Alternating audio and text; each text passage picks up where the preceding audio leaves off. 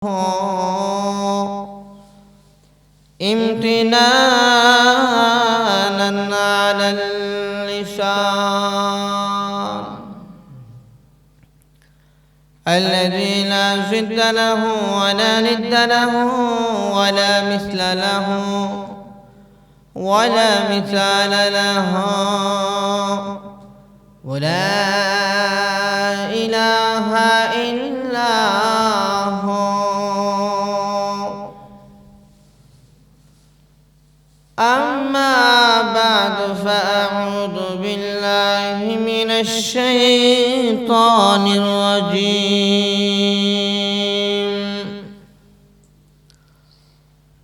بسم الله الرحمن الرحيم.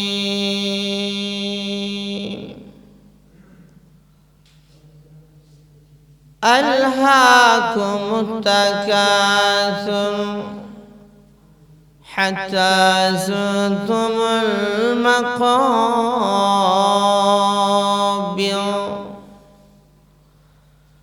وقال الله تعالى: بسم الله الرحمن الرحيم. يوم يفر المرء من أخيه وأمه وأبيه وصاحبته وبنيه لكل امرئ منهم يومئذ شأن يغنيه. صدق الله العلي العظيم.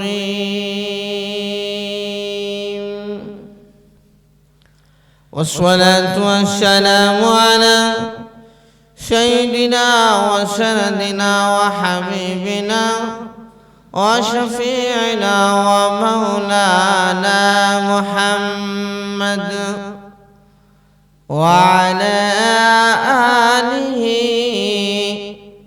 وأصحابه وبارك وسلم تسليما كثيرا كثيرا.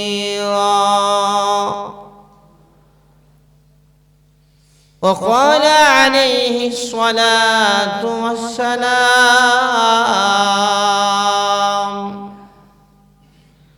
لو كان لابن آدم واديان من ذهب أو كما قال عليه الصلاة والسلام. بارك الله لنا ولكم في القرآن العظيم ونفعنا به وإياكم والذكر الحكيم. والحمد لله رب العالمين. محبت الشيخ درود إبراهيم قني اللهم صل على محمد وعلى آل محمد كما صليت على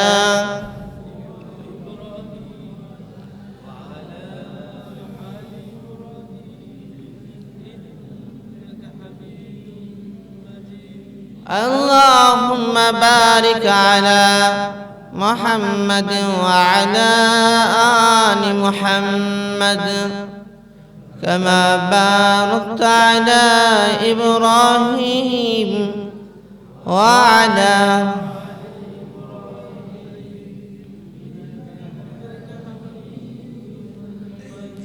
بلغ العلا بكماله كشف الدجى بجماله حسنت جميع خصاله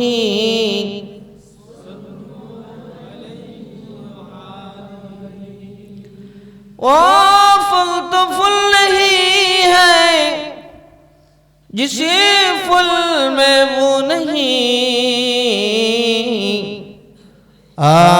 दिल तो दिल नहीं जिस दिल में मोहब्बत रसूल नहीं बलगल आला।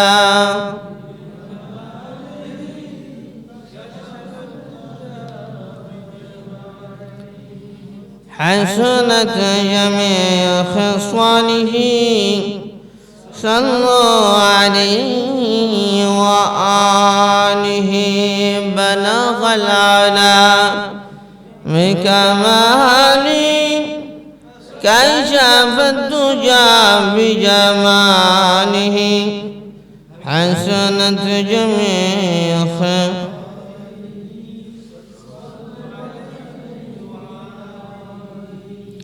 কালিমাতুশ শুকর আদায় করছি আল্লাহ তাআলার দরবারে যে আল্লাহ তাআলা জুমার দিনে দোয়া কবুলের দিনে আমাদেরকে মসজিদে আসার বসার তৌফিক দিলেন। শুকরিয়া তান বলি আলহামদুলিল্লাহ। হাদিস শরীফের মধ্যে ইরশাদ হয়েছে হুজুর সাল্লাল্লাহু আলাইহি ওয়াসাল্লাম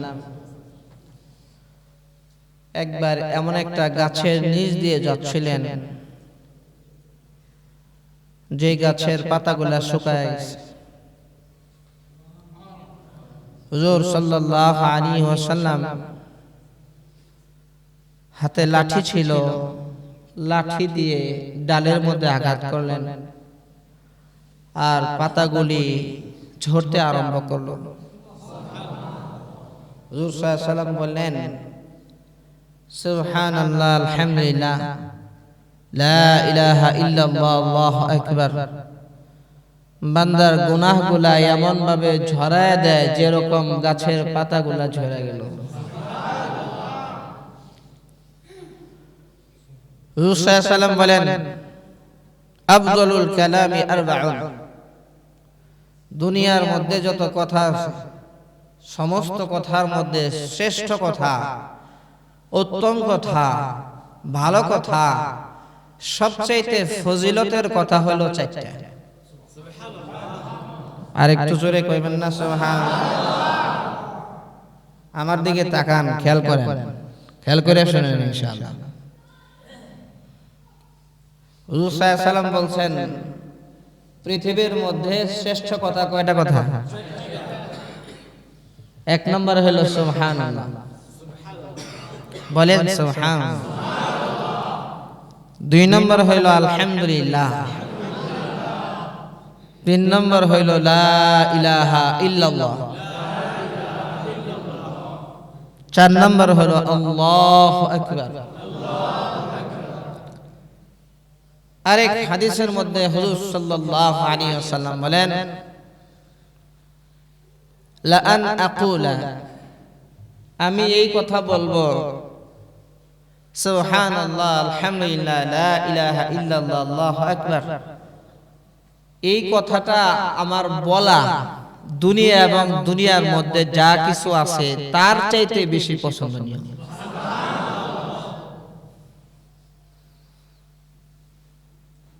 এত ফজিলত অথচ বলতে হইল সহজ।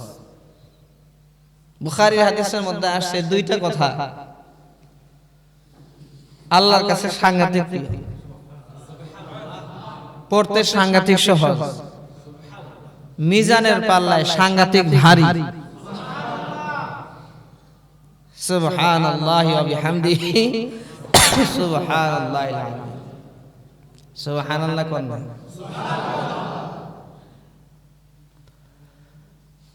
মওত তো আসবে, নামাজ পড়লেও মওত আসবে, নামাজ না পড়লেও মওত আসবে, রোজা রাখলেও মওত আইবে, না রাখলেও মওত আসবে, দাড়ি রাখলেও মওত আসবে, টুপি মাথায় দিলেও মওত আসবে, দাড়ি টুপি না রাখলেও মওত আসবে। আসবে কিনা? মুসলমানের কাছেও আসবে, হিন্দুর কাছেও আসবে, খ্রিস্টানের কাছেও আসবে, বৌদ্ধর কাছেও আসবে, সবার কাছে মওত আসবে কিনা? মওত যে আসবে এর মধ্যে কারো কোনো দ্বিমত নাই, আছে? পৃথিবীর এমন কি কেউ আছে যে মৌত কেউ অবিশ্বাস করে? সবাই। মৌত সম্পর্কে কারো কোনো দ্বিমত নাই। আল্লাহ সুবহানাহু ওয়া তাআলা এই মৌত যখন সৃষ্টি করলেন, মৌত কি ফেরেশতারা বুঝতো না মৌত কি। সর্বপ্রথমে আল্লাহ তাআলা মৌত যখন বানালেন, মৌতের এত বিশাল আকৃতি হইল আসমান আর জমিনের চাইতে ভারী হয়ে গেল। জোরে কন্যা চোখ হইল ভয়ঙ্কর, দেখতে ভয়ঙ্কর, আর এমন গগন বিদারী চিৎকার। আল্লাহ রাব্বুল আলামিন 70টা শিকল দিয়া বাঁধলেন। এক একটা শিকল এত বেশি পরিমাণ লম্বা, 1000 বছরের রাস্তা। আল্লাহ তাআলা দীর্ঘদিন মওতকে ঢেকে রাখছেন। ঢেকে রাখার পরে ফেরেশতাদেরকে বলতেছেন, তোমাদেরকে আমি মওত দেখাইতে চাই। কয় মওত কি জিনিস, কত প্রকার, আমরা তো বুঝি না। কয় তোমরা দেখলেই বুঝবা। আল্লাহ রাব্বুল আলামিন ফেরেশতাদের সামনে মওত নামক জিনিসকে তারা আকৃতি দিয়া এরপরে প্রকাশ করলেন এবং মওতকে বললেন, ফেরেশতাদের উপর দিয়ে উইরা যাও, দেখাও তোমার আসল আকৃতি, রূপ, তোমার লাবণ্য সৌন্দর্য দেখাও। যখন উপর দিয়ে গেল, ফেরেশতারা দেখা এমন জোরে চিৎকার মারছে আর অজ্ঞান হয়ে গেছে। অজ্ঞান হয়ে 2000 বছর। আল্লাহ রাব্বুল আলামিন মালাকুল মউতকে বললেন, এই মউত নামক জিনিসকে তোমার কন্ট্রোলে নাও। আজরাইলকে বললেন, মউত নামক জিনিসকে তোমার কন্ট্রোলে নাও। আজরাইল কয় 2000 বছর খালি ফেরেশতারা অজ্ঞান হয়ে পড়ে থাকে আর আমি এটা কন্ট্রোলে নেব, এটা কি করব? আমি আল্লাহ তাআলা তোমার কন্ট্রোলে নেওয়ার ব্যবস্থা করে দিতেছি। জোরে কন্না সুবহানাল্লাহ। আল্লাহ রাব্বুল আলামিন মালাকুল মউতের কন্ট্রোলে করে দিলেন। মালাকুল মউত আজরাইল আলাইহিস সালাতু ওয়াস সালাম ডেকে ডেকে বলেন, ও আল্লাহ, আপনি যদি অনুমতি দেন আমি একটা এলান করতে চাই। কয় করো এলান। মালাকুল মউত ডেকে ডেকে বলে, ও জমিনের যত মাখলুক আছে শুনো, আমি মালাকুল মউত যখন আসব মৃত্যু নিয়ে, তখন ভাই ভাইয়ের থেকে আলাদা করে দিব,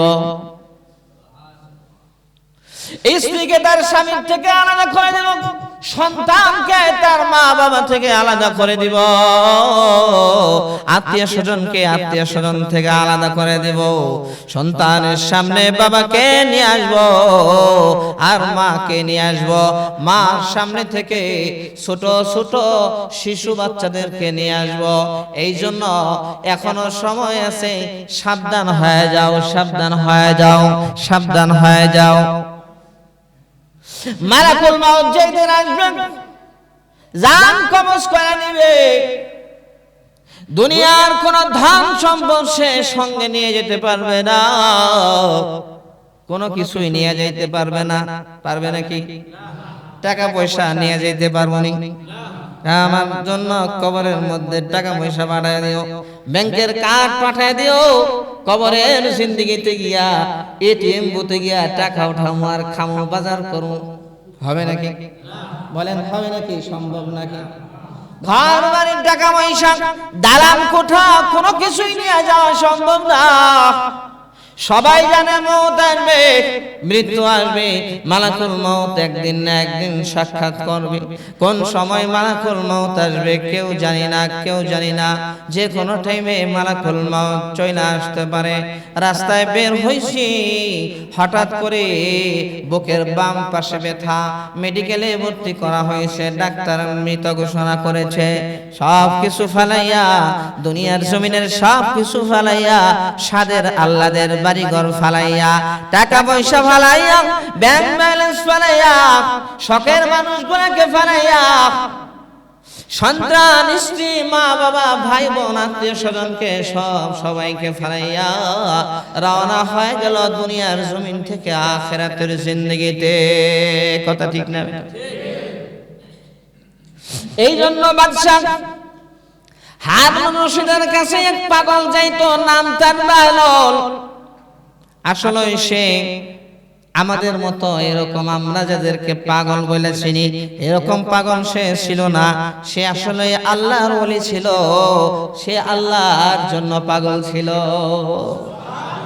কার জন্য পাগল ছিল? আল্লাহ বলতে শরম লাগে নাকি? জোরে কোন আল্লাহ, আল্লাহু আকবার।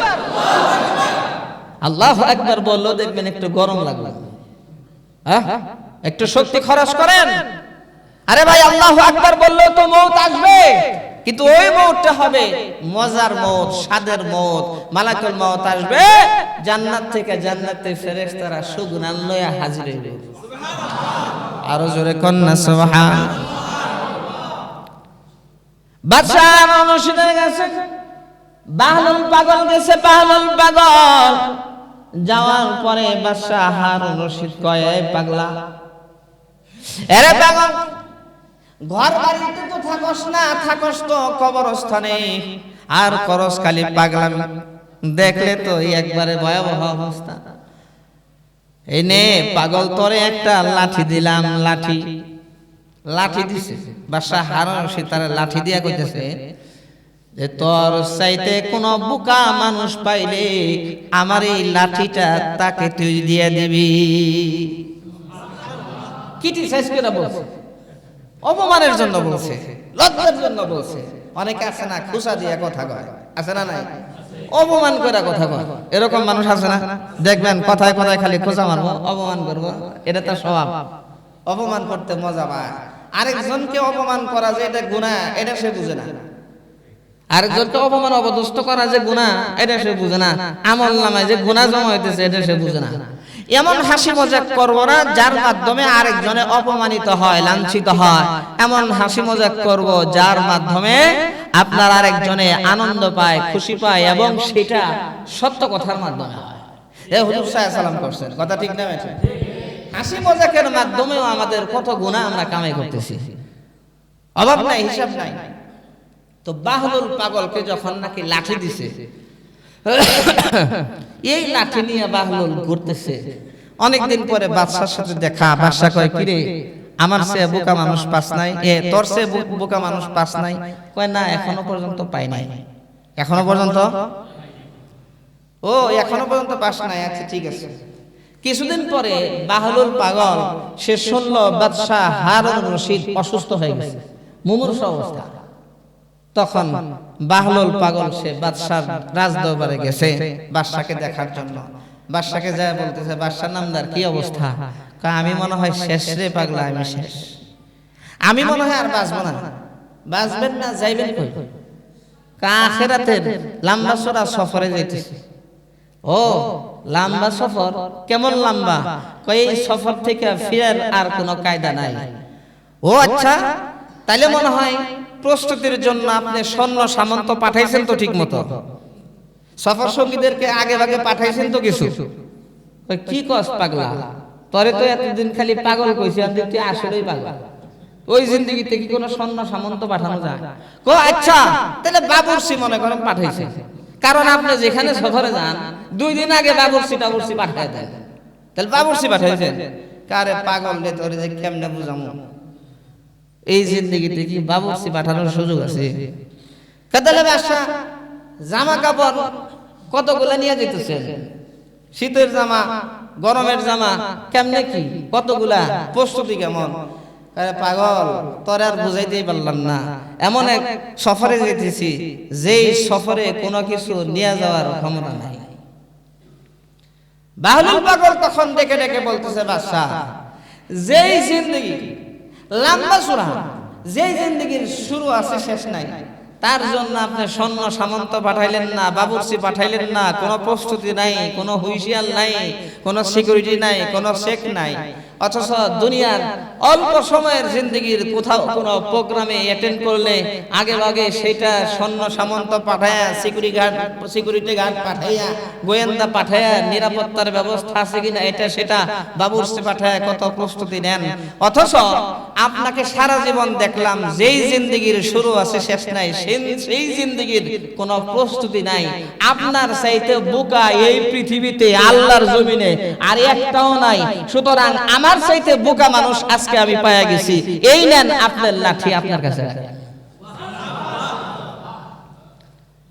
বাদশাহ হারুন রশিদ তখন ডেকে ডেকে বলে, পাগল, এতদিন তোরে আমি যাই বলছি না বলছি, এতদিনে তুই একটা দামি কথা বলছস। হেরে পাগল, আজকে যে কথা বলছস এই কথার ওজন এত বেশি, এরকম কথা আমার জিন্দেগিতে আমাকে কেউ বলে নাই। আজরাইল পিছে আসে লোকাইয়া, কোন দিন যেন কাকে নেই গো ধরিয়া, কোন দিন যেন কাকে নেই গো ধরিয়া। আজরাইল যেই দিন তোমার কাছে আসিবে, আজরাইল যেদিন তোমার কাছে আসিবে, প্রাণ পাখি কবজা করে নিয়ে যাবে, প্রাণ পাখি কবজা করে নিয়ে যাবে। কুল্লু নাফসিন যায়িকাতুল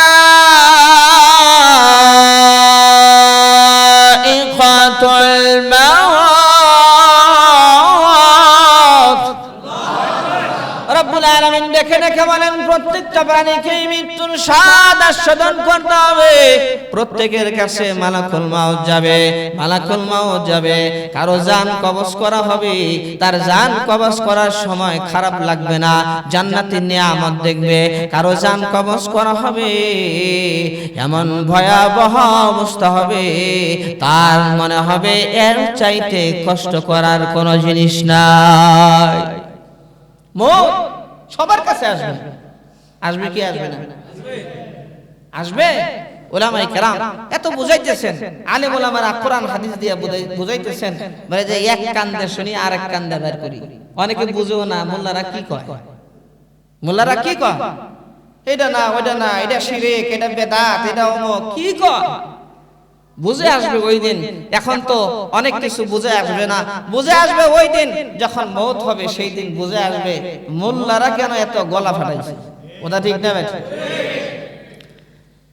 এক লোক গাছের ডালে বৈশা, যে ডাল কাটবে ওই ডালের মধ্যে বৈশা রয়েছে, ডালের আগার দিকে বৈশা ডালের গোড়া কাটতেছে। দেখছেন কেমন ব্যাককলের ব্যাককল, গাছের ডালের গোড়া কাটতেছে আর আগার দিকে উল্টা হয়ে বসে রয়েছে। তো আরেকজন রাস্তা দিয়ে যাইতেছে, এই ব্যাককল তুই তো মরছ, কাম সারছে তো।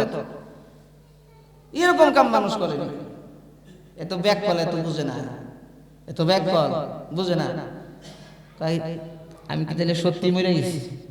তাড়াতাড়ি গাছ থেকে নেমে এসে বলতেছে, ভাই আমি কি সত্যি মারা গেছি? কি কয়, আমি সত্যি মারা গেছি। কেমন ব্যাককলের ব্যাককল চিন্তা করেন। এই লোক চিন্তা করে, এটা তো ব্যাককল, এটা তো বুঝে না, এটা তো নাদান, এটা বোঝানো যাবে না। সে কোনো জবাব না দিয়ে চুপ হয়ে চলে গেছে। সে তখন যাকে দেখে তারাই বলতেছে, ভাই আমি তো মরে গেছি। আমি কি করছি? মরে গেছি। এলাকায় যা কইতেছে, আমি তো মরে গেছি, আমারে কবরে নিয়ে দাফন করা। মওত কি জিনিস, কেমন ব্যাককলের ব্যাককল বোঝে না। আরেকজন বলছে, তুই তো মরে গেছিস, মনে করছিস মরে গেছিস। এখন সবাইকে যখন বলে এটা পাগল, সে নিজেই করছে কি, কুদাল নিয়ে নদীর কিনারে গিয়া কবর খনন করছে। কবর খনন করে তারপরে কবরের ভিতরে শুয়ে রয়েছে। কবরের ভিতরে যখন নাকি শুইছে, শোয়ার পরে এখন ওই নদীর কিনারে একটা লঞ্চ থামাইছে। সেইখান থেকে এক লোক, এক ইংরেজ, সে নামছে, সরকারি কোনো কাজ আঞ্জাম দেওয়ার জন্য ওই এলাকায় আসছে। এখন সে কুলি খুঁজতেছে যে কোনো মানুষ দেখা যায় কিনা, তার ব্যাগ, তার সামানা ইত্যাদি এগুলা নেওয়ার জন্য। দেখে না, এরকম কোনো মানুষ নাই। দেখে একটা কুদাল দেখা যায়। কি দেখা যায়? তা কুদাল থাকলে তো মানুষও আছে, কোদাল থাকলে মানুষও আছে। তা কাছে গেছে, দেখে মাশাআল্লাহ একটা কবরের মতো একটা গর্ত খনন করছে। তাকায় দেখে এক লোক একদম শটাং হয়ে শুয়ে রয়েছে, সোজা হয়ে শুয়ে রয়েছে। এই তুই এনে শুয়ে রইছ কেন? কয় স্যার আমি মরে গেছি। কি কয়? স্যার আমি মরে গেছি। কয় না উঠুন না, মরে গেছি। বারবার এই কথা বলার পরে এই ইংরেজ বেচারা, তার তো দরকার হলো কুলিগিরি করার, বোঝাটা নেওয়ার, এক কবরে না নাইমা দিছে একটা লাথি। লাথি মেরে বলতেছে বেটা উঠ। তখন সাথে সাথে সে দাঁড়াইছে। সে মনে করছে যে কবরে যে মুনকার নাকির আসে, মনে হয় মুনকার নাকির আসে। কি হয়েছে? মুনকার নাকির মনে হয় আসছে। এখন যে লাথি মারছে আর দাঁড়াইছে, প্রশ্ন করবো, জবাব দিতে হবে। বোঝা মাথায় লো, বোঝা মাথায় লো। এরপরে নির্দিষ্ট জায়গা পর্যন্ত নিয়ে হাতে 2টা রসগোল্লা দিয়ে আর একটা টাকা দিয়ে যা শুইলা যা। ও মন কার নাকি তাইলে এইটা আইসা একটা লাথি মারে, বোঝা মাথায় দেয়, তারপরে 2টা রসগোল্লা দেয়, তারপরে একটা টাকা দেয়, তারপরে খেদে দেয়। এটা মন কার নাকি? আর মোল্লারা এতদিন আমাকে কি বুঝাইছে দেখছো নি অবস্থা? বলেন সে কি মৌত কি জিনিস বুঝছে, মুনকার নাকির কি জিনিস বুঝছে? এমন কিছু মানুষ আছে সমাজে যারা কোরআন হাদিস দিয়ে কথা কইলে বুঝতে চায় না, মাথা মোটা, বুঝতে চায় না। কি কথা ঠিক না বেঠিক? এরকম আছে না নাই? এটা শিরক, এটা বেদাত, এটা হারাম, এটা হালাল বুঝবার চায় না।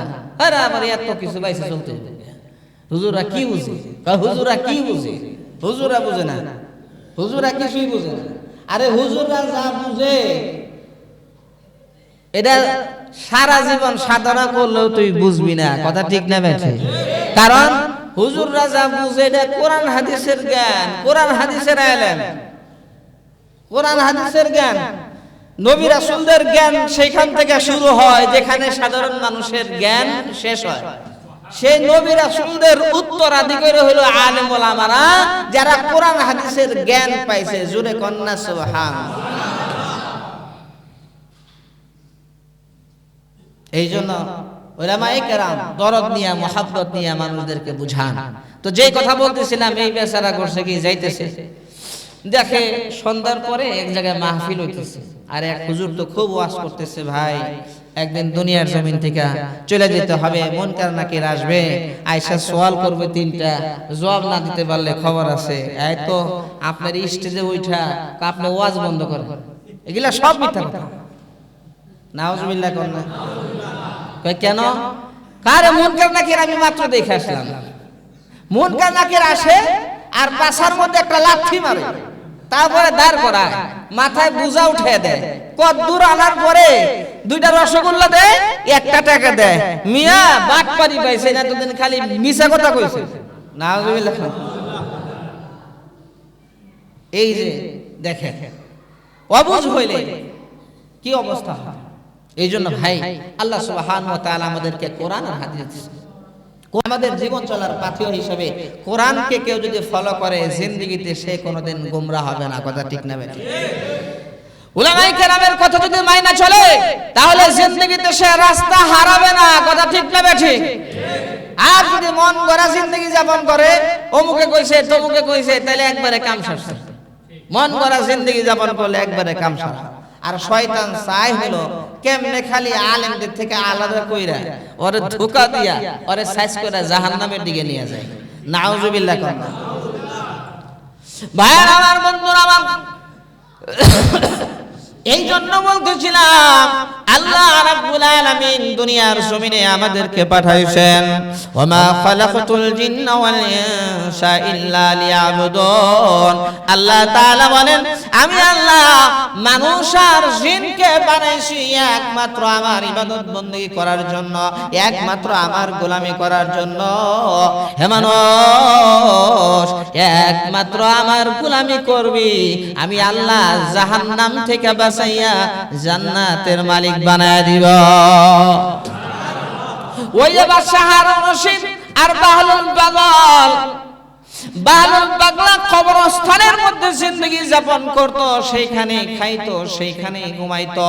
বাদশা হারুন রশিদ একবার কবরস্থানের পাশ দিয়া যায় আর দেখে বাহলুল পাগল কবরস্থানে বসা।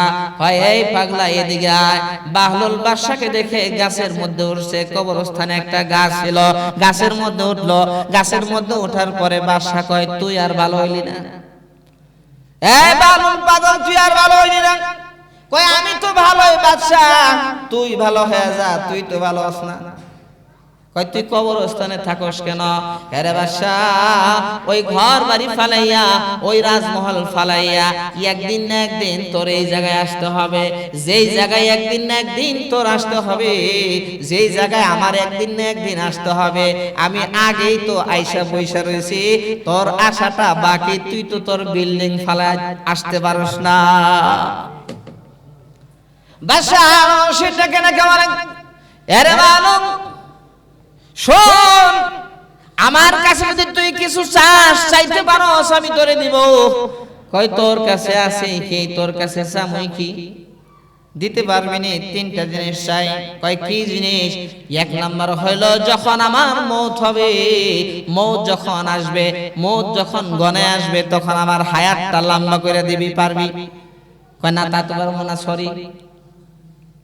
কয়, তাহলে ঠিক আছে, মালাকুল মউত যখন আসবে তখন তার একটু কয়ে দিবি আমার জানটা যাতে একটু দেরিতে কবজা করে, 2 দিন পরে কবজা করে, 7 দিন পরে কবজা করে। কয়, তাও তো পারবো না।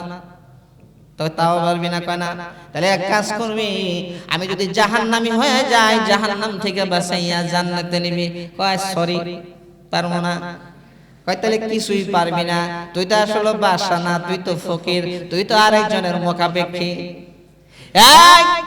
হারুন, তুই তো আরেকজনের মুখাপেক্ষী, তুই আমাকে কি দিবি রে হারুন? তুই নিজেই তো একটা ভিক্ষুক, নিজেকে তুই নিজে আরেকজনকে জাহান্নাম থেকে বাঁচাইতে পারবি না, তুইও নিজে জাহান্নাম থেকে বাঁচতে পারবি কিনা গ্যারান্টি নাই। তুই তো নিজে একজন ফকির, তুই আমাকে কি দিবি? আমাকে কি দিবি রে? এখনো সময় আছে, নিজের ঈমান আর আমল শুধরায় নে। বাহলুল আসলে সে একজন আল্লাহওয়ালা ছিল, বুজুর্গ ছিল, সে ওইরকম পাগল না, নামাজ ছাইরা পাগল। আছে না নাই? আমাদের দেশে কিছু আছে, ল্যাংটা হয়ে ঘুরতেছে, এরপরে কয় চুল বড় বড় রাখছে, এরপরে মুখ এত বড় রাখছে, এর মুখ কোন জায়গায় দেখা যায়? কথা ঠিক না? ঠিক। লাল কাপড় জড়াইয়া, শালু কাপড় জড়াইয়া তারপরে রাস্তা দিয়ে যায়, গলার মধ্যে করা তালা ঝুলাইছে। এরকম আছে না নাই? তালা বাবা, শিকল বাবা, অমুক বাবা, তমুক বাবা, বাবার কোনো শেষ নাই। দুঃখের বিষয় হলো, যত বাবা আছে খালি আমরা লইছি। যত বাবা আছে সব বাবা আমরা লইছি। খাজা বাবা, তালা বাবা, শিকল বাবা, অমুক বাবা, তমুক বাবা। আর হিন্দুরা যত মা আছে সব মা ওরা লইছে। মা কালী, মা দুর্গা, মা অমুক, মা তমুক, অভাব নাই। কথা ঠিক না? ঠিক। যত বাবা আছে আমরা নিছি, যত মা আছে হেরা নিছে। হ্যাঁ, মধ্যে আমার মধ্যে পার্থক্য কি? বাবার নাই তো পার্থক্য নাকি? এই জন্য মুসলমান যখন নাকি শিরকের মধ্যে লিপ্ত হবে, ওই যে বলতেছিলাম, পাগলা একটা যাইতেছে, ভাই এর কিসে ঘুরতেছেন কেন? গায়ে জামা নাই, এরপরে ল্যাংটা, ভয়াবহ অবস্থা। আরে ল্যাংটা থাকলে কি হইব? ভিতরে মাল আছে। কি কয় ভাই? কি আছে না আছে সব তো দেখাই যাইতেছে। কথা ঠিক না? ঠিক। বলেন, কথা ঠিক না? ঠিক। আর গান গা, নাউজুবিল্লাহ, আজমির শরীফ যাবার গান গা, বাবারে তোর দরবারে কেউ ফিরে না খালি হাতে, আল্লাহর দন রাসূলের দিয়া, রাসূল আল্লাহর দন রাসূলের দিয়া, আল্লাহ গেলেন গায়েব হইয়া। জোরে কন্যা নাও, জোরে গল লাগো মিয়া, এইভাবে নাও নাউজুবিল্লাহ, এরকম কাম হইব? আল্লাহর দন রাসূলের দিয়া, আল্লাহ গেলেন গায়েব হইয়া, রাসূলের দন খাজায় পায়া। আজে কইতাছে ইমান তো যাইতেছে, সিগন্যাল দিয়া দিয়া যাইতেছে। কথা ঠিক না? রাসূল গেলেন ফকির হইয়া। রাসূল বলে ফকির হয়ে গেছে, নাউজুবিল্লাহ। ইমান আর থাকবে? আমরা আসি আসবি রে বাবারে তোর দরবারে, কেউ ফিরে না খালি হাতে। তুমি খালি হাতে ফিরো নাই, কথা ঠিকই আছে। তুমি তোমার ঈমান আর আমল জমা দিয়া শিরকের বুঝা গাঁঠি বাইন্ধা তুমি লয়ে আসছো, কথা ঠিক না বেঠি? ঈমান আমল সব শেষ করে খালি হাতে তো ফিরো নাই, ঈমান দিছো শিরক লইছো, ঈমান শেষ, ঈমান শেষ। এই জন্য বলে এই ল্যাংটা বাবা তারপরে নামাজ রোজা বাদ দিয়া, সব বাদ দিয়া বিভিন্ন দরবারে দরবারে ঘুরে। দেখেন কামরা মারিফাতের লাইনের লোক।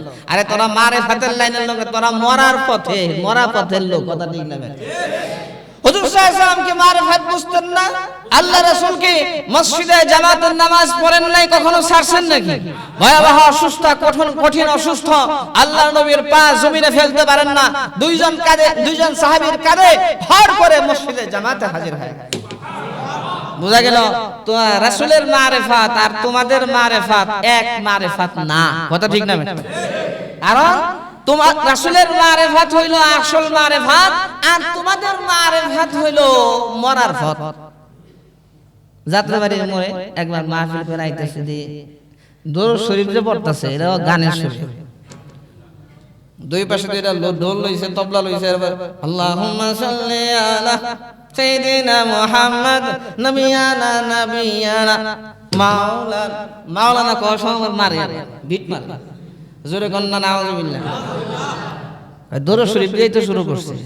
কোন আপনি বিরিয়ানি লইছেন বা কাচ্চি খাইতেছেন আপনি, আর সাথে সালাদ আছে, বুরহানি লইছেন, কিন্তু কাচ্চির কিনারে এক ফোঁটা মনে করেন আপনার মুরগির পায়খানা ওইখানে খাইবেন? এক মন দুধের মধ্যে এক ফোঁটা নাপাক করছে, কি দুধ কি পাক থাকবো? নাপাক হয়ে যাবে না? কি কোন? যত ভালো কাজই করেন, যেখানে আপনি হারাম, যেখানে আপনি মিশাইবেন, কারে কোরআন শরীফ তেলাওয়াত কইরা তারপরে গান শুরু করছে। একে তো শুরু করছে হলো হারাম কাজ, আবার কোরআন শরীফকে বেইজ্জত করছে, দরুদ শরীফকে বেইজ্জত করছে, বেয়াদবি করছে দরুদ শরীফের সাথে, কথা ঠিক না বেঠিক? এতে কি গুনাহ হবে না হবে না? আর হবে তো হবে, ডাবল গুনাহ হবে, কথা ঠিক না বেঠিক? এই জন্য ভাই শিরক বেদাত থেকে আমাদের বাঁচতে হবে। শয়তানের বাহিনী, শয়তান খুব চালাক, খুবই ধূর্ত শয়তান। তো বাহলুলের কথা বলতেছিলাম, সে তো এরকম আমরা যেই পাগল চিনি ওই পাগল না, সে তো আল্লাহর পাগল। জোরে কন্না সুবহানাল্লাহ। হে আল্লাহর পাগল।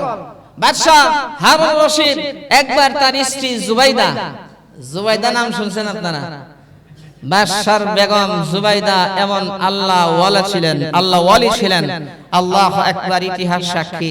এখনো পর্যন্ত যারা হজ করার জন্য যায়, নাহরে জুবাইদা এখনো পর্যন্ত তারা দেখে। নহরে জুবাইদা 25 মাইল ব্যাপী সেই নহরকে, যখন জুবাইদা বাদশা হারুন রশিদের স্ত্রী বেঁচে ছিলেন, উনি এই 25 মাইল ব্যাপী পানির জন্য নহর খননের ব্যবস্থা করেছিলেন। জোরে কন্না আল্লাহু আকবার। এই জুবাইদা বাদশা যদিও একটু এদিক সেদিক ছিল, ভালো মানুষ ছিল, কিন্তু জুবাইদা তার চাইতে কঠিন মানুষ ছিলেন, আল্লাহর সাথে বিশেষ সম্পর্ক ছিল তার। আরো জোরে কন্না সুবহানাল্লাহ। পৃথিবীতে এমন মহিলা গেছেন যারা দুনিয়ার জমিন থেকে আল্লাহর তৈরি জান্নাত দেখে তারপরে দুনিয়া থেকে বিদায় হয়েছে। যেমন আশিয়া আলাইহিস সালাতু ওয়াস সালাম মওতের আগে আল্লাহর জান্নাত দেখে, আল্লাহ দেখে তারপরে দুনিয়ার জমিন থেকে উঠাইছে। সুমাইয়া রাদিয়াল্লাহু তাআলা আনহা ইসলামের প্রথম শহীদ মহিলা, যাকে লজ্জাস্থানে বর্ষার আঘাত করে কাফের বেঈমানরা শহীদ করেছে, আল্লাহর জান্নাত আল্লাহ দেখাইয়া দুনিয়ার জমিন থেকে তুলে আনছে। জুবাইদা রাহিমাহুল্লাহ বাদশা হারুন রশিদের স্ত্রী, অনেক বড় একজন বুজুর্গ, আল্লাহ ওয়ালি, আল্লাহর সাথে সম্পর্ক। সুবহানাল্লাহ। তা একবার বাদশা হারুন রশিদ এই জুবাইদাকে নিয়ে, স্ত্রীকে নিয়ে সাগরের কিনার দিয়ে যাইতেছে, দেখে বাহলুল পাগল বালুর মধ্যে কি যেন করতেছে। পাগলা তো বালুর মধ্যে কি যেন করতেছে। আর বাদশা হারুন রশিদ জিজ্ঞেস করছে, এই পাগল কি করছ? কয় জান্নাতের মধ্যে মহল বানাই। আরো আস্তে কয়েন সুবহানাল্লাহ। মনে সর্দি মর্দি লেগে গেছে, গলা ভাঙে গেছে আপনাকে? আমার না গলা ভাঙার কথা, আমি মাহফিল করতেছি টানা। আজকেও মাহফিল আছে, আগামী কালকেও মাহফিল। আজকে হইলো দামরাই, কালকে হইলো সিরাজগঞ্জ মুরাদপুর ইনশাআল্লাহ।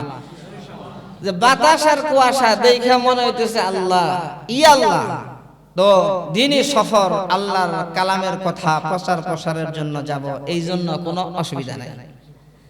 শহীদ রাস্তায় যদি মারাও যায় তাও তো শহীদ মরণ, কথা ঠিক না বেঠিক? এ দেখেন বাদশা হারুন রশিদ বলতেছে, এ বালুল করস কি? কয় জান্নাতের মধ্যে মহল বানাই। বাদশা হাইসে দিয়ে কয় পাগলে কয় কি? পাগলে কয় কি?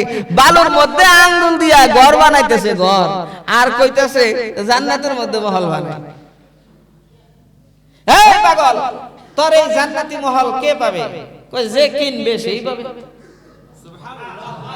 উমা ঘুমাই গেছেন না? ঘুমানোর আর টাইম পান না, এখন ঘুমানোর টাইম। জোরে কোন সুবহানাল্লাহ। খুব মাশহুর ঘটনা। কয় তাই তোর জান্নাতের মহলের দাম কত? কয় 1 টাকা। এই কথা বলার সাথে সাথে জুবাইদা যে ছিল সে করছি 1 টাকা বের কইরা এরপরে বাহলুল পাগলে দিছে, যে বাহলুল নাও তোমারে 1 টাকা দিলাম, জান্নাতি মহল আমারে দাও। কই না আপনি দিয়ে দিলাম। বাদশা হারুন রশিদ কয় কি? কয় হে পাগলের লাগে তুমিও পাগল হইছো। এই খাতে বালুর মধ্যে আঙ্গুল দিয়া ঘুরাইতেছে আর জান্নাতি মহল বানাইতেছে আর ব্যস্ত আছে, আর তুমিও পাগল হয়ে গেছো। এই মহিলা মানুষ এই জন্য ব্যাককল, এটা বুঝে না। মহিলা মানুষ কিছু কিছু ক্ষেত্রে মহিলা মানুষ এমন বোকামের পরিচয় দেয়। হাদিসের কথা, মা বোনেরা বেজার হয়েন না। মা বোনদের জন্য জান্নাতে যাওয়া সাংঘাতিক সহজ। খালি 4টা কাজ করব, জান্নাতে দৌড়ে দৌড়ে যাবে। 4টা কাজ এত সুজা সুজা। আবার জাহান্নামে যাওয়া সহজ, জাহান্নামে যাওয়া সহজ। এক বাদশার কাছে একজনে মাছ নিয়ে আসে, একটা সুন্দর বিশাল বড় বোয়াল মাছ। বাদশার মাছটা দেখে খুব পছন্দ হয়েছে। তো জেলে যে তাকে বাদশা খুশি হয়ে আপনার 500 দিরহাম দিয়েছে। 500 দিরহাম, ওই জামানায় 500 দিরহামে অনেক দাম নিয়ে, এটা 500 টাকা মনে করেন না, তো অনেক টাকা দিয়েছে। তো দেওয়ার পরে মাছটা খুব পছন্দ হয়েছে। বাদশার যে বেগম, এতগুলা টাকা তুমি দিলা, বুঝলা না? হ্যাঁ, তো 500 টাকা দিলা, এই মাছ তো 100 টাকা না, দাও টাকা ফেরত নিয়ে আসো। কয় টাকা দিয়ে ফেলছি, এখন ফেরত আনি কেমনে? বেচারা গরিব মানুষ, নেক না। কয় না, তুমি টাকা ফেরত নিয়ে আসো। কখনো কখনো বউয়ের কথা মানতে হয় মিয়া, না মানলে ভেজাল হয়, বেকায়দা হয়, কথা ঠিক না বেঠিক? বাদশা কি করবো? কয় কি কই আমি আনবো? কি কই আনবো? কয় তুমি আরে ডাক দাও, ডাক দিয়ে জিজ্ঞেস করো যে তোর মাছ তুই যে আমারে দিছস, এটা ছেলে না মেয়ে মাছ, এটা পুরুষ না মহিলা? এই এই ছেলে এদিকে আসছে, এই তুই যে মাছ দিছস, এই মাছ ছেলে না মেয়ে মাছ? যাইরা তো বুদ্ধিমান, সে চিন্তা করছে কোনো না কোনো ভেজাল হইছে। কয় বাদশা নামদার একটা কথা কয় কি? আমার মাছ ছেলেও না মেয়েও না। বাদশা করছে কি, এত খুশি হইছে, জব শুইলা আরো 500 টাকা দিছে। এই যে আরো 500 টাকা লো, তুই যা, এর বেগম তো বেজার। হ্যাঁ, তুমি আরো 500 দিলা। হ্যাঁ, এখন বাদশার এই 1000 টাকা নিয়ে যখন যাইতেছে, তখন 1টা টাকা নিচে পড়ছে। 1টা টাকা, ওই টাকার মধ্যে আবার বাদশার চেহারা। আমার টাকার মধ্যে দেখেন না শেখ মুজিবুর রহমানের ছবি কিভাবে শুরু হয়ে গেছিল? ওই টাকার মধ্যে বাদশার ঈদ। তো নিয়ম হইল, তো বাদশার এই মুদ্রা যদি ওই দেশের কোন মুদ্রা নিচে পড়লে ওইটা উঠানোর আর কোন নিয়ম নাই, উঠানোর কোন নিয়ম নাই। ওইটা হলো গরিব মিসকিনের হক, এটা হলো নিয়ম। এটা কি? এটা হলো নিয়ম। এখন ওই যে টাকাটা উঠাইছে, হ্যাঁ বেগম আবার বলতেছে তুমি কেন 1000 টাকা দিলা, টাকা ফেরত নিয়ে আসো, মাছ ফেরত দাও। এখন কি বলুন, এখন নতুন একটা বুদ্ধি শিখিয়ে দাও। কয় তুমি তারে জিজ্ঞেস করবা যে রাজ দরবারের নিয়ম, বাদশার নিয়ম হইলো কোন টাকা নিচে বললে উঠানোর নিয়ম নাই, সে উঠাইছে, হ্যাঁ এই কাজ তুই করলি কেন, টাকা ফেরত দে মাসলে। এন বাদশা কয় এই ছেলেরে ডাকো, কই গেল, ডাকো, ডাকছে, কয় কিরে কিরে তুই কি জানোস না নিয়ম, টাকা নিচে বললে উঠানোর নিয়ম নাই, সেটা গরিব মিসকিনের হক। আন যাইলে তো চালাক, ঘটনা তো আবারও ঘটছে, টাকা দিয়ে তো আবার বাড়িতে যাইতে দিব না। তার যাইলে বলতেছে বাদশা নামদার আপনি মাফ করবেন, এই নিয়ম আমি জানি, আমার মুখস্থ আমি জানি, তবে দেখেন আমার মাছের দাম 100 টাকাও না, আপনি দিলেন 500 টাকা, এরপরে খুশি হয়ে দিলেন আরো 500, এত ইহসান আমার উপর করলেন, এত ভালোবাসা আমাকে দিলেন, আপনি 100 জায়গায় 500 দিবেন, আরো 500 দিবেন। হ্যাঁ যেই টাকাটা করছে ওই টাকার মধ্যে আপনার চেহারা দেওয়া, কোন বান্দা এসে আপনার চেহারার মধ্যে পাও দিয়া পাড়া মারবো, আপনি বেইজ্জত হইব না, আপনার অসম্মান হইব না? আপনি আমার এত দাম দিলেন, আমার এত মূল্যায়ন করলেন, কেউ যদি আপনার কল্লার মধ্যে পাড়া দেয় তা আপনার তো একবারে বেইজ্জত হবে। এই রকমের আমি কিভাবে হইতে পারি, এই জন্য আপনার সম্মানার্থে আমি ওই আপনার কল্লাটা উঠাই। বাদশা খুশি হয়ে কয় এই লো আরো 1000। আর যাওয়ার সময় ওই বাজারে কয়ে যায়, যাওয়ার সময় বাজারে কয়ে যায় কেউ যাতে বউয়ের বুদ্ধিতে কাম না করে, নাইলে এই 500 জায়গায় 2000 দিতে হয়, 2000 তো যাওয়ার সময় কয়ে যায়। আল্লাহু আকবার। এই জন্য বউয়ের কথা শুনবেন, মাশওয়ারা করবেন, পরামর্শ করবেন, কিন্তু আল্লাহ তাআলা আপনাকে পুরুষ বানাইছেন, কিছু কিছু জিনিস আছে যেগুলা মা বোনদের বুঝার বাহিরে, এগুলা আবার খেয়াল রাখতে হবে। মা বোনেরা আবার বেজার হয় না যে কি ওয়াজ করলো আজকে হলো, কারণ মহিলাদের জান্নাতে যাওয়া সহজ, কি নামাজ পড়বে, পর্দা প্রশিদা মোতাবেক জিন্দেগি যাপন করবে, রমজান শরীফে রোজা রাখবে, স্বামীর খেদমত করবে। আল্লাহর নবী বলছেন হে মহিলা শোনো, তোমার জন্য আল্লাহর তৈরি 8টা জান্নাতের দরজায় খোলা রাখা হবে, যেই দরজাতে ইচ্ছা সেই দরজাতে তুমি প্রবেশ করতে পারবা। আল্লাহ সুবহানাহু ওয়া তাআলা আমাদের সবাইকে কথাগুলো মনে রাখার তৌফিক দান। ভাই আর সময় নাই, ওয়াজ করুম একটা হয়ে গেল আরেকটা, আর টাইম নাই। এখন মসজিদের জন্য যে জানি আসি তাড়াতাড়ি দেই, 100 500 1000 2000 যে যা পারি তাড়াতাড়ি দিয়ে দেই ইনশাআল্লাহ। একটু জিকির করি লা ইলাহা ইল্লাল্লাহ, লা ইলাহা ইল্লাল্লাহ, লা ইলাহা ইল্লাল্লাহ, লা ইলাহা ইল্লাল্লাহ মুহাম্মাদুর রাসূলুল্লাহ সাল্লাল্লাহু আলাইহি ওয়াসাল্লাম। নেন 500 100 1000 2000 যে যা পারেন দেন, খুশি হালতে দেন ইনশাআল্লাহ। আমাদের মসজিদের 3 তলা টাইলসের কাজ বাকি, বিদ্যুতের কাজ বাকি, রঙের কাজ বাকি, পুটিং এর কাজ বাকি, বহুত কাজ বাকি, যে যা পারি খুশি খুশি দেই ইনশাআল্লাহ। আছেন নাকি ওইখানে ইনশাআল্লাহ 500 1000 বলেন, খুশি খুশিতে বলেন। আজকে না নিয়ে এসে থাকলে আগামী সপ্তাহে দিয়ে দিবেন, 14 দিন পরে দিয়ে দিবেন, 1 মাস পরে দিয়ে দিবেন, খুশি খুশি বলেন ইনশাআল্লাহ। আলহামদুলিল্লাহ। জামিলেন নানা 500 জোরে বলেন মারহাবা। মারহাবা তো আসতে কইলেন কি ব্যাপার, আরো জোরে কোন মারহাবা। আয় আল্লাহ কবুল করে নেন, মঞ্জুর করে নেন, সদকায়ে জারিয়া বানায় দেন, তার জিন্দেগীর সব গুনাহ খাতাগুলো maaf করে দেন রে আল্লাহ। আল্লাহ তে সজনের কবরে মাবুদ আযাব দিয়েন না, আমিন। আরো জোরে কোন আমিন। ও বাহলুল পাগলের কিসসাটা একটু বাকি রয়েছে, এটা শেষ দিয়ে দেব ইনশাআল্লাহ।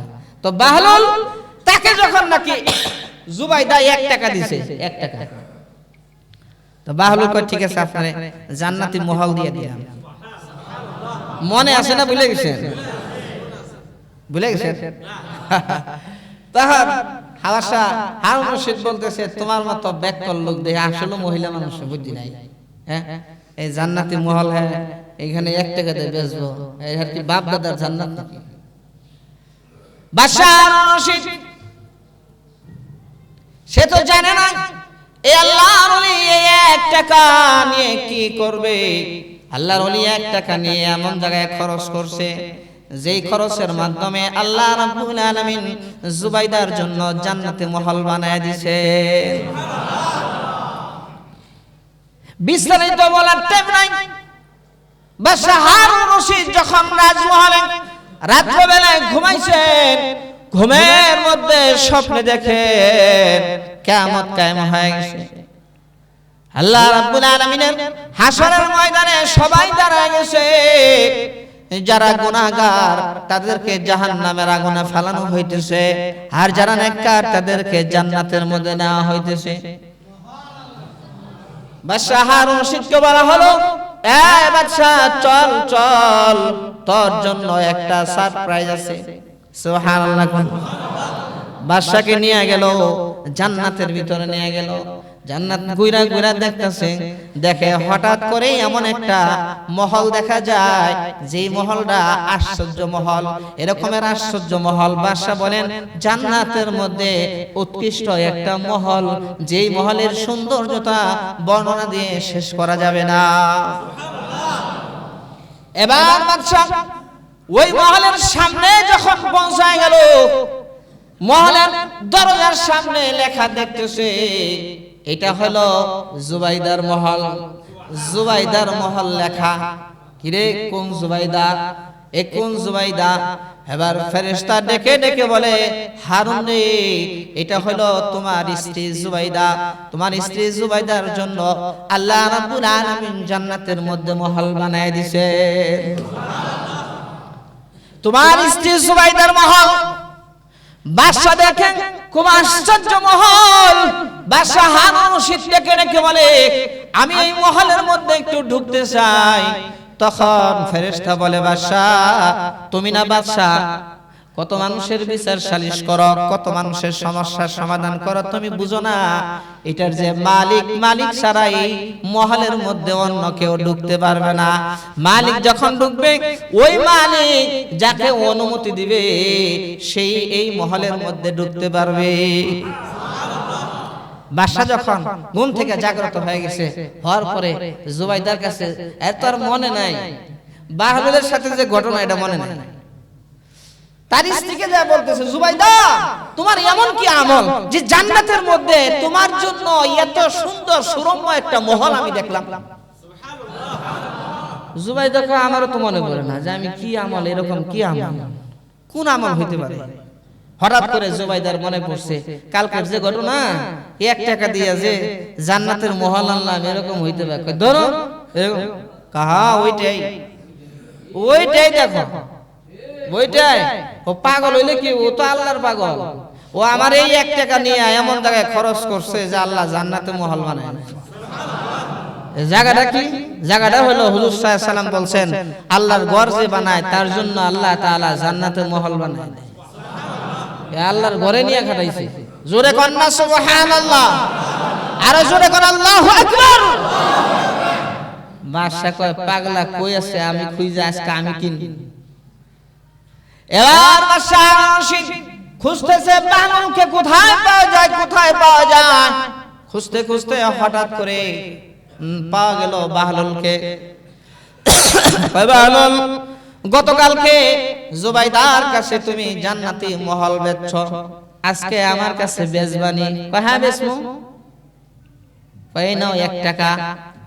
কয় 1 টাকা দিলে কাজ হবে না, আজকে আজকে দাম বেড়ে গেছে।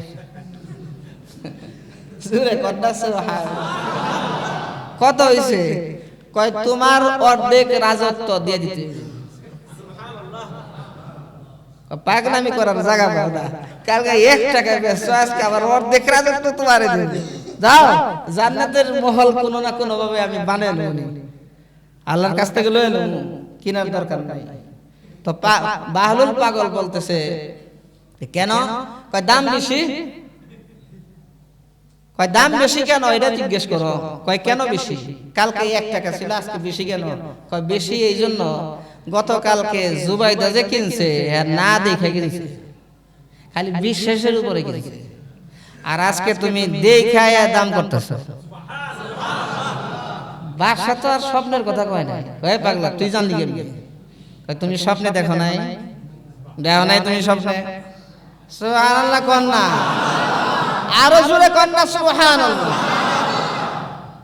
আল্লাহর পাগল ছিল বাবা, কয় দেখা তারপর আইছো, এখন তো দাম বাড়বে। এই জন্য ভাই দুনিয়ার পাগল না হয় আল্লাহর পাগল হয় নাকি ইনশাআল্লাহ। কোরআন সুন্নাহ মোতাবেক জিন্দেগি যাপন করে তাহলে জিন্দেগিটা কামিয়াব হয়ে যাবে, জীবনটা কামিয়াব।